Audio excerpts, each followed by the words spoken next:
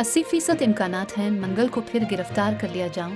इमरान खान साबिक वज़ीर आज़म और पाकिस्तान तहरीक इंसाफ के चेयरमैन इमरान खान ने कहा कि अगर मुझे दोबारा जेल भेज दिया गया तो मुल्क में तशद्दुद नहीं चाहता, लेकिन PDM लोगों को मुश्तइल करवा कर एहतजाज करना चाहती है ताकि आइंदा आम इंतखाबात में मुझे रोकने के लिए उसे इस्तेमाल किया जा सके।